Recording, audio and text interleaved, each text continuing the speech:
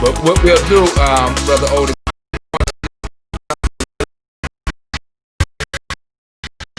network in our platform, and then of course I'm going to bring you on, and once you get rolling, I might just interject a question or two, but Okay.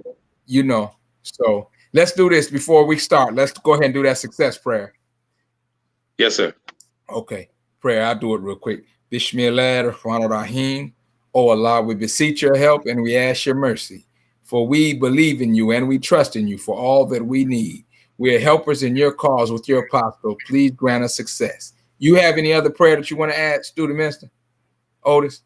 Oh, well, I'll just add the Al-Fatiha. Okay. In the name of Allah, the Beneficent, the Merciful, praise be to Allah, the Lord of the worlds, the Beneficent, the Most Merciful, Master of the Day of Requital. The alone do we serve, and the alone do we beseech for help. O Allah, guide us on the right path, the path of those upon whom you have bestowed favors, not the path of those upon whom thy wrath is brought down, nor of those who go astray after they have heard thy teachings. Ameen. Me. Okay, thank you. How many minutes are we going to go, Brother Baki?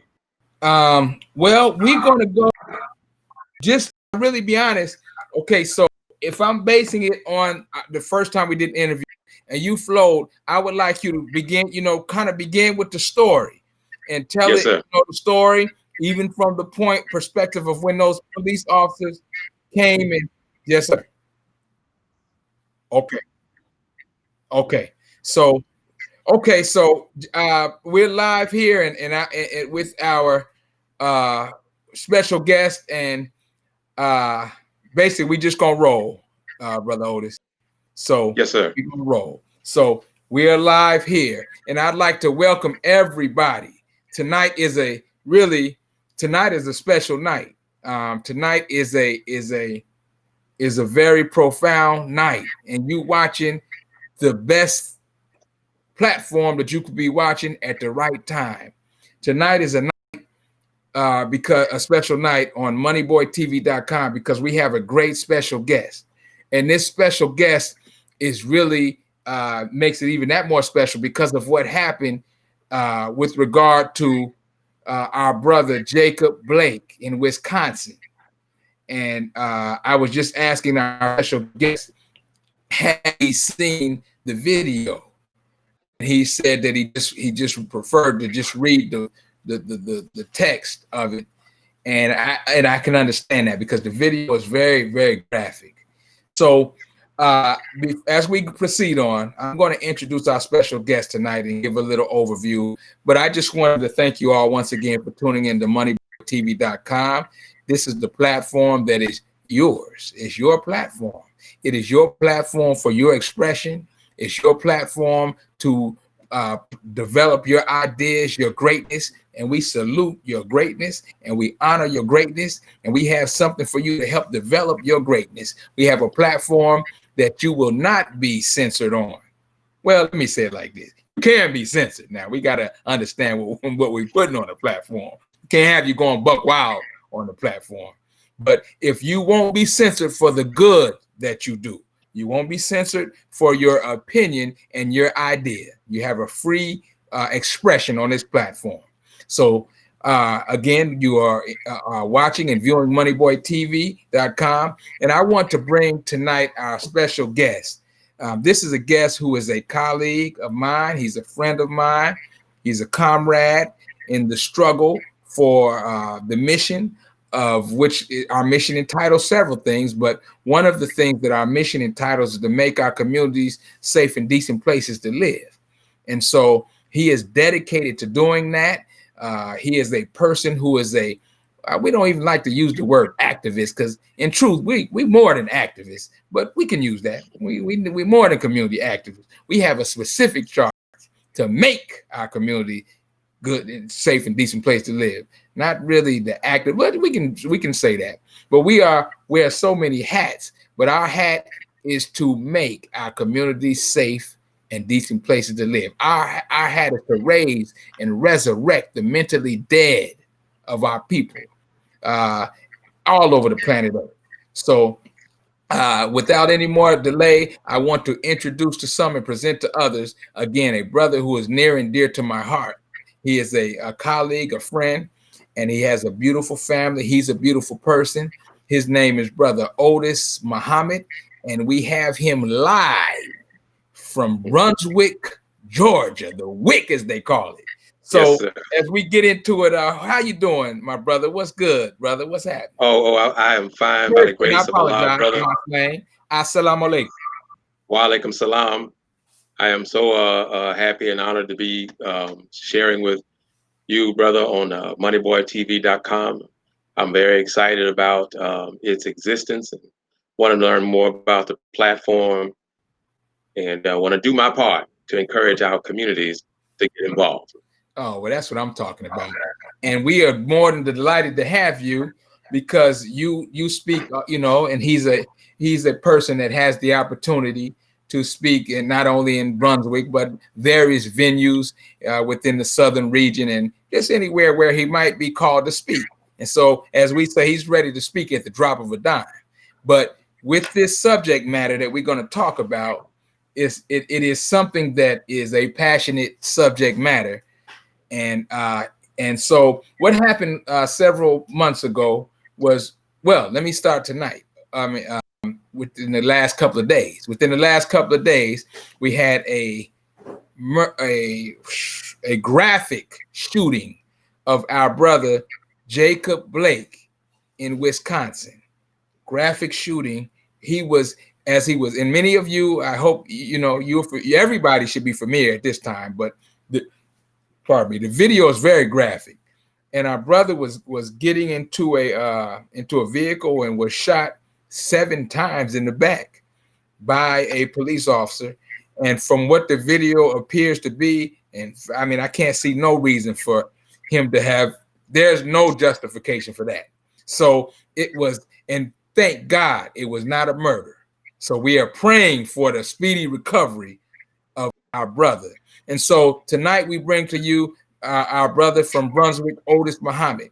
And when I heard of his connection to the Arbery family, Ahmaud Arbery is the young man who was jogging in Brunswick and was brutally attacked and savagely murdered. Yes, But sir. when I heard of his connection to the family, I asked him about it because he lives in Brunswick, and I know he has his hand on the pulse of the city. But his connection is a connection in which he's connected personally to the family. So I'm not going to continue to talk because I want you to hear something for the listening audience. I want you to listen and to hear what our brother has to say, because it's not just about Brunswick. It's not just about Wisconsin. It's not just about what happened with George Floyd. It's not just about Trayvon Martin. I mean, we can keep going. We only 13% of the population is black people, but this thing happening too often. Yes, And sir. it's happening at such a frequency. But you have to know what really happened in Brunswick, Georgia, because it's more than what you think. And not to Yes, mention sir. there are some updates. So if I keep going, you won't hear from my brother. So I'm going to give way at this time to our brother. His name is Odis Muhammad. Please listen intently and call a family member. I need you to do that. Call a family member, tell them where to tune in, and so that they can hear this, because this applies to all human beings. So, Brother Odis, you take it away. Yes, sir. Um, Brother Baki, in reference to the video, I had a very personal reason for not looking at the video. Understood. During the early part of this year, when we learned that there was a video floating on the internet of the Ahmaud Arbery murder, I rushed to find it, and I was looking at it from a perspective of, let's see, do we have the evidence? Let us see, do we have concrete evidence to put these people away? And when I pressed play, I had no idea that it was going to impact me in the way that it did. Wow.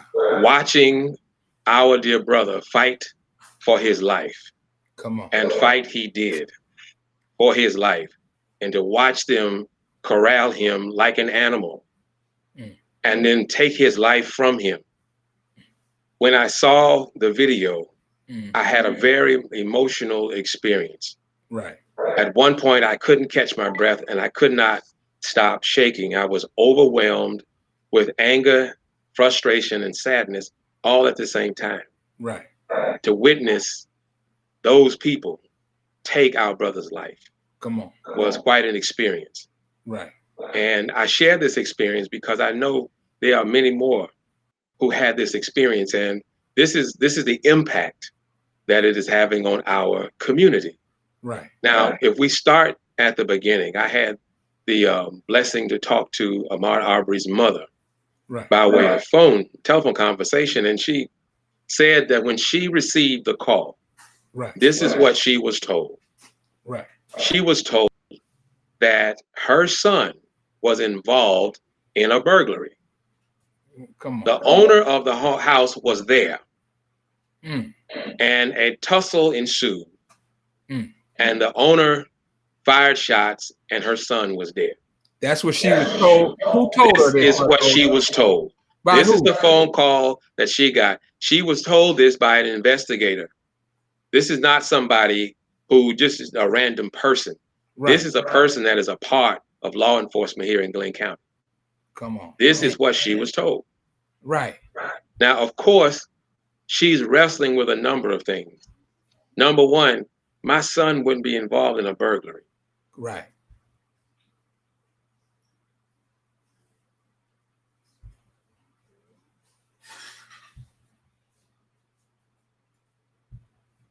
Okay, so what we're having is a little technical glitch. There, our Brother Odis.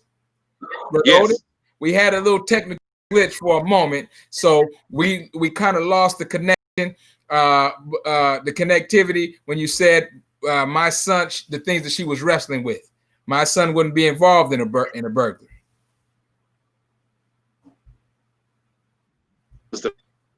This is okay. So we got a little connection issue at whatever point. Can you hear me? I can now, but it's going out. So your connectivity is going out, on and out. Okay. Well, let me continue. We pray Allah bless us to get through this. Okay. But the bottom line, my brother, is that she was given some lies. Right. In a very difficult situation. Right. But this Black woman, as Black. Man, so I don't know why we're having so many technical glitches, but he's in Brunswick. I don't know what his connectivity issue is there, right there. But man, I hope we can get through this, because what he has to say. So part, he had said that it was an investigator who came to Ahmaud's mother and gave her the lie that her son was involved in a burglary, and that her son was shot at by the homeowner of the place that they said that he was involved in a burglary at. So, okay, Brother Odis, can you hear me? So again, I see it on our screen, and it is not our platform on our end of moneyboytv.com, but we are having some issues from his end with connectivity. So we will see if that can be resolved on his end, and if I don't know, we'll check and see if we may have to resolve it at another time, because I know some parts of the story, but I'm in no way qualified to give that story. But while we're waiting and trying to resolve those issues, one of the things that just has to be recounted, and what we have to consider right now at this point, we looked at a video this last couple of days of Jacob Blake being shot in his back 7 times while he was walking to his vehicle, and not to mention that his children, he got 3 children in the car. So we have got to stop thinking that our eyes is lying. because of what we're seeing. We are seeing our people being murdered right in front of our eyes. So with that being said, this story is likened unto many different stories. Same thing would happen in Brunswick. Now, did you hear what he said? The investigator called Mr. Arbery's mom and told her as if told her with a straight face that your son was killed while involved in a robbery. That is, and that he was killed while in the home of the person, the alleged homeowner of the home that he was robbing. And we all know now that there was no robbery. There was no homeowner there that shot. We know that was a bold-faced lie. So if we're able to connect back to Mr. Odis Muhammad in Brunswick, we would say this. And let me see if I can, because we are absolutely, we're going to have him just to get back on our platform, and let me see if I can stand by, Money Boy TV family. And I hope everybody is excited to hear. Excited is not the word, but I hope that you're anxious to hear this broadcast, because it's just of that much importance. So we should have him coming back in a moment, and hopefully we can have a clear connection. But we are dealing with a situation in which law enforcement would be involved in the covering up of a murder. So let's just make it plain. Let's do real talk. So in the time of Odis, I think I'm not Odis, but George Stinney, South Carolina, in the time of our brother Emmett Till, Mississippi, they were brutally murdered. And I mentioned both of those names because both of them were children. And everybody was a part of it wasn't really a cover-up back then, so much to say, but everybody was a part of it, from the law enforcement to the people who lied and said that they did such and such. Everybody was a part of, complicit in the murder. So the same is what's happening, particularly with this Ahmaud Arbery case. In that case, we are dealing with a case in which the police would come to a grieving mother and say to that mother, your son was involved in a home break-in, really a home invasion, because if you break into somebody's house and they're there, that's a home invasion, and he was killed by the homeowner. Now this and none of this happened. So for those of you who I know we see it on the side of the police cars, it says to protect and serve, but we cannot disillusion ourselves today. We can't be disillusioned today. We are dealing with an open enemy, and we have to treat it as such. Anytime that you are having law enforcement departments that will openly kill or that will cover up the open killing of others against us, that's an open enemy. And so we look back in the 1930s and the 1920s and this and that, but please, we in 2020 right now, we having the same thing that our great grandparents and our grandparents talked about. But the reason why we're seeing it in so much, it's always happened though, it's never stopped. But now we got people with cameras, and so we see it more. So we hope that we can get our brother, and if we have our technical issues. Okay. So I'm getting from our tech team and our tech staff that we're going to close out because we want to make sure that we get him. So we'll close out and we'll get right back on. So this is what I want you to do. Stay tuned. We'll be right back. Thank you. Stay tuned. We'll be right back. Okay. So, okay. So he's there. CEO. Yes, I do. I hear you. Your connectivity kept going out. Was you able to get on another device maybe, or?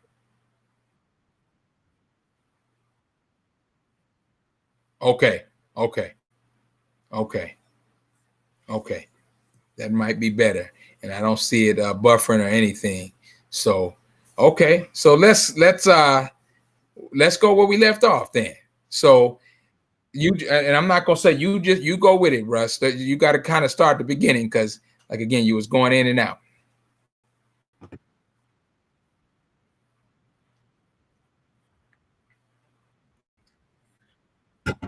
Right. With the false information. And the false information tells us immediately what the plan was. The plan was to spare the murderers and sweep this under the rug, and let's bury a young black man and let no justice come and let the killers go free. That was the plan. But right. Miss Cooper Jones, she fought for her son. She knew that he did not commit a burglary, and that there was something else up with this. Now, here is the beauty of the community coming listen. together. Ahmaud Arbery was a member of the Brunswick High football team. And that Brunswick High football team, their coach loved Ahmaud Arbery dearly, loved him dearly. And he began to fight. And his teammates came together as well to fight for him. Okay. Well, it just so happens that the coach's brother actually an attorney. So one of the things that you saw in the news and the media, you saw protests going on in Brunswick. Right. You saw gatherings. But what you did not see was the legal guidance from that attorney who understood what needed to happen next. Right. And how we needed to make a lot of noise with this. Any community, any family who's experienced this type of loss, please understand that the only way something happens is when you make it known. Come on. Make it known. So what exactly, specifically, what exactly did the attorney do that made it? How did this get propelled? How was it made known? Well, the first thing that happened was Akeem Baker, who is my cousin. Okay. And he and Ahmaud Arbery was basically brothers. Okay. Non-biological brothers. But I've seen pictures of them together at age 4. And so they've always been together. And so Akeem put together a Facebook page. And you may have seen it if you've been on Facebook, I Run with Maud. Okay. And so when he put that together, then the attorney would come onto the page and say, listen, this is the next step. Whoa. And so everybody who heard about the story, who saw the video, started going on Facebook and liking that page. I forget how many tens of thousands of people are on that page now. Right. But when that happened, the attorney would say, here's what needs to happen next. Wow. They would say, send an email to this person. And guess what? The email was already prepared. All you had to do was put your name in there and then hit send. That's big. And so that was huge. Come on, man. I mean, you imagine this when the DA here in Glenn County recused herself, and the DA in Ware County stepped up and eventually recused himself. Well, it went to a DA in another county, but when it went to that DA, we immediately started sending all of these emails. Thousands of emails started coming to that person demanding something be done. So you're saying that this happened, and then the Facebook page was set up. But what really was the turning point? First, we got to thank your young cousin for even having the wherewithal to do that. But then what happened was this attorney becomes the point man on the Facebook page and just guides the community, which continues to grow. He guides them on what to do. Yes, sir. And That's exactly what so happened. basically he's giving daily instructions and saying, do this and do Yeah. that. And the instructions, as the community began to grow, the instructions were carried out. They were carried out. It got to the point where there was an I Run with Maud action committee. Right. And the action committee at the beginning of the week would say, here are our things to take care of this week. Wow. It was very methodical, you know, That's and it cool. got everybody's attention. And once the video was released, Right, that was the explosion. We were already getting some attention from different places, and some people who kind of got a little authority were learning about this. But once that video hit, right, it was an incredible explosion. right. And there are members of that page right now who live in other countries. Wow, man. Yes. So it just went worldwide because of it went worldwide. Because of starting from a seed, because of starting from a mother who wouldn't give up, because of starting from a desire to make it known, and because of organizing and working together. That's what you're saying. Unity did this? That is exactly what I'm saying. Man. Exactly what the most honorable Elijah Muhammad said. Our unity was more powerful than an atomic bomb. Man. And we got a chance to witness that right here in Brunswick, Georgia. We got a chance to watch how we would send those emails out. And when our dear sister up in I believe it's Marietta, she became the new DA on the case. Before you go there, brother, tell us so that they'll know why. Before we even go to there, what happened? What was the line of incidents that happened with these DAs? Well, here's the first thing: the DA in Glenn County did not in Glenn County Services, Brunswick. Right. Okay. Well, her name is Jackie Johnson. Right. Well, the father of the man who actually pulled the trigger. Right. This man used to work in the DA's office. Oh man, yeah. So right. And so so what we have here is a DA who says to the police, well, don't arrest them. They're not a flight risk. They're not going anywhere. Right.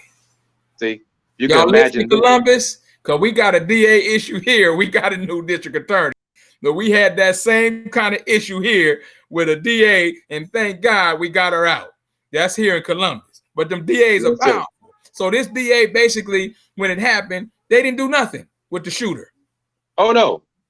It took 74 days for them to be arrested.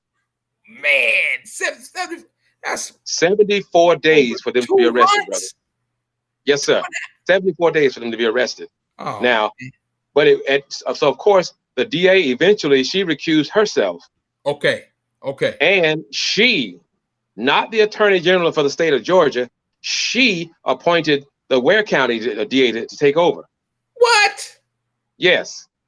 So she recused herself, which means she took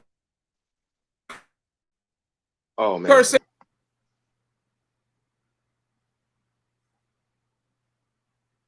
She appointed her own. Say it again.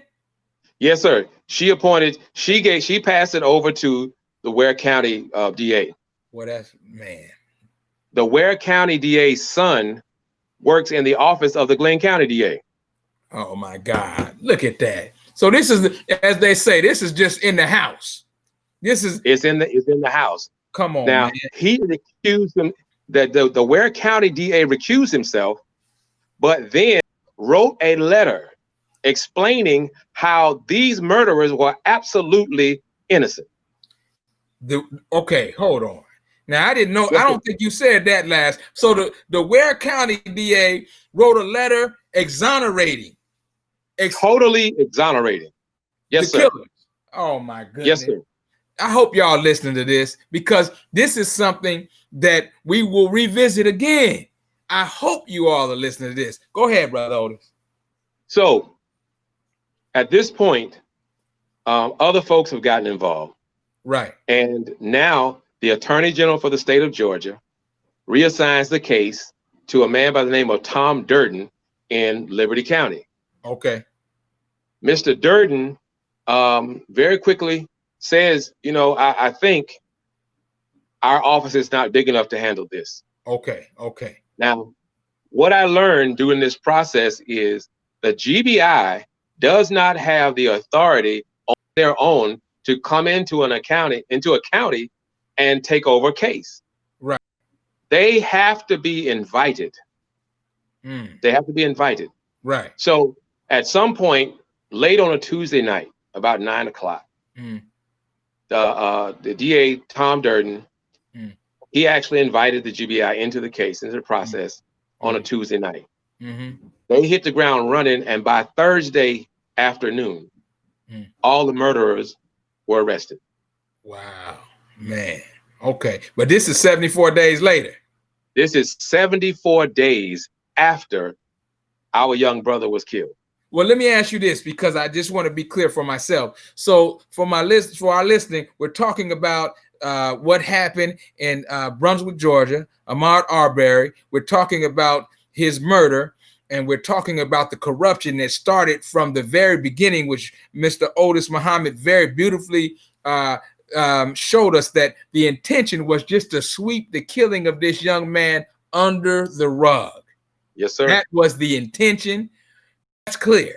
But yes, now you said that after the 74 days, and at this point, after going through 3 district attorneys, yes, sir, 2 of them that were totally corrupt. Totally. Now let me ask you a question: are those 2 district attorneys, are they still serving?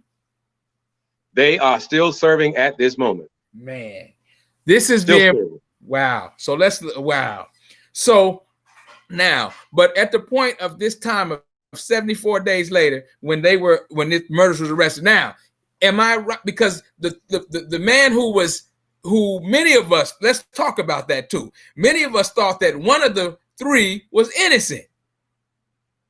Was he arrested at that time as well? Because I don't believe he was arrested at that time initially. He was not arrested at 74 days. Okay. He was arrested at 88 days. Okay, so let's go back. So let's talk about what happened with that, because they made us to think, and we were made to think, that the story was one way, but it really was another way. Well, this man's name is William Bryan, and they all call him Roddy for some reason. Well, Roddy was the one that actually recorded the incident. Okay. And once the GBI came in, and I mean, they came in like gangbusters, right? And they hit the ground running. What they found was a dent in the side of William Bryan's truck, right? And there was fiber there that matched the fiber of Ahmaud Arbery's clothes. Okay. So man, wow. So he played a major role in corralling our brother Ahmaud, and he actually hit him with his car. With his truck. Man, God dog it. And we were made to believe from his testimony and from what was being shown that he was just a person filming. Right. But that was his way of trying to get out of it. Right. He was heavily involved. Now, but he's a criminal. Right. And since he's been incarcerated, the next county over, Camden County, put in a request to the GBI investigate him for child molestation. Right. Yep. See, so he's not going anywhere. So he just a sick, filthy dude from the jump street. From the jump street. Tell about also, and I don't mean to interrupt your flow, but I know that you had also talked about how when Ahmaud was jogging, how the racist sickness of these people as they tracking him jogging. Tell about how they even got there, how the 3 men even knew where he was. Well, according to information that we were hearing, they have a chat group and a Facebook page, and they were communicating with each other. From what we understand, they were communicating with each other as a community. Right. In real time. Now, down the street was a man, a Caucasian, who had a rap sheet as long as your arm for going in and out of prison for being a burglar. Right. Yes. Now, they didn't go down there and harass him. Right. They didn't chase him. But Ahmaud Arbery, who often ran through that neighborhood, and we had neighbors there who said they saw him all the time, and he was a wonderful young man. They said The lady said she would wave at him and he'd flash a really big smile and keep running. Right. This wasn't something unusual. Right. Now, on that day, he did stop in an unfinished house. Right. And there's video. And you see him come in. He looks around. He's there for about 3 minutes, and he walks out and continues his run. Right. Now, why did he stop there? What was he interested in? Did you know he was preparing to go to school to become an electrician? Not except from you. So it's a strong possibility that he went in that building looking at the wiring. Come on. See? Come on. That's right. So our young brother, thinking about his future and taking a job, as we all know by now that one of his favorite things to do was to jog. This is what he did. And so now you have these 3 men in jail who have constantly, requested bail. They want a bail so they can get out and go home, and they haven't been allowed to do that. And I think that's just and that's fair. Come on, that's just and that's fair. Oh, yes, man. So now bring us up to date with the current. So as we proceeded, what happened? What was the turning point? So they got arrested in 74 days, and Mr. Roddy got arrested on the 88th day. Was it because of what was the turning point that made that happen? The GBI came in and did their part, but at this point, had they had the person who was placed over the entire case? Well, at this point, when Tom Durden consented and actually invited the GBI in, he also informed the Attorney General for the state of Georgia that he did not believe that his office was big enough to handle this case. And so the Attorney General appointed a young lady out of I'm thinking it's Marietta, it might be Smyrna, but either way, she was appointed. Her name is Joyette Holmes, right. And she was appointed, and she's taken over the case, and she's moving swiftly. Okay, is she still on the case? She's still on the case. She's still on the case. Wasn't there some opposite? Was they trying to some more shenanigans with regard to her? Well, yes, they in fact, the lawyers for the McGregorys, which is that's Travis and I forget the father's name. Right. But these are the 2 killers of Arbery. The 2 killers. 2 of them. The lawyers for them requested that she be taken off the case, and they weren't successful. Right. Well, they weren't successful. That's what's up. Yeah. Okay. So where we are now is we're getting ready to go to trial. Okay. Well, getting ready to go to trial, and they have asked to move the venue somewhere else. And I don't know the result of that yet. Okay. The other side of this piece that we must deal with is this district attorney. Right. Ms. Jackie Johnson, this is a horrible malpractice, if you will, with her job and her responsibility. You talking about the initial district attorney? The very first one. Right. Jackie Johnson, DA of Glenn County, Georgia. Right. Well, I learned that 75% of the time, the DA runs unopposed. Right. We're just not involved.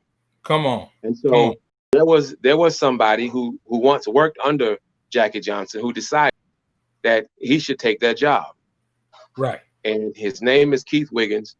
And we began the campaign to get signatures. He needed 5,000 signatures to get on the ballot.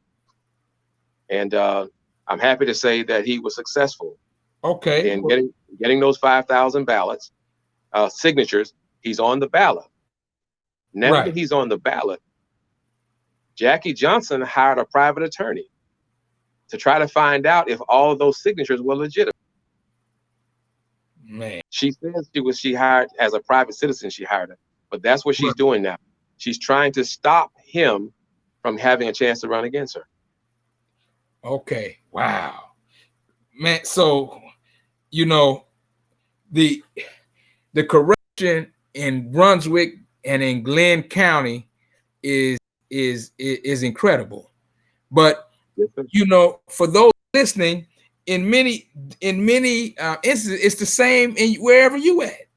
Because here in Columbus, Georgia, we have had a district attorney that we just got voted out, and her name was Julia Slater, and her her position as a district attorney was very harmful. Many believe to us as black men and women, as black people, as a black community, very harmful, very harmful. We're not asking you to be a district attorney and not do your job, but we are absolutely asking that you do not utilize your position as a district attorney to discriminate against us because of the color of our skin. And Julia Slater is considered to have done that. Very harmful. So it is very important when we talk about these district attorneys. And I just want to read something real quick. Yes, sir. A district attorney's duties typically include reviewing police arrest reports, deciding whether to bring criminal charges against arrested people, and prosecuting criminal cases in court. So when we dealing with a DA, so as Brother Odis said earlier, the DA in his county decided that 3 men, now these three men, and initially 2 men, a father and a son, who the DA knew personally. The DA decided that they would not be charged for having fatally shot a young man jogging. That's the power of a DA, people. Sure. That's the power of a DA. So I just our prayers go out, you know, to the people in Brunswick, and our prayers go out to all of those who have lost. And is there anything else that we need to know about the case and about their family? Anything? Well, I would like to say, brother, that the corruption for the Glenn County Police Department it started a long time before this. DA Jackie Johnson's corruption started a long time before this. She has blood on her hands from refusing to arrest an officer who ultimately killed 3 people. Man.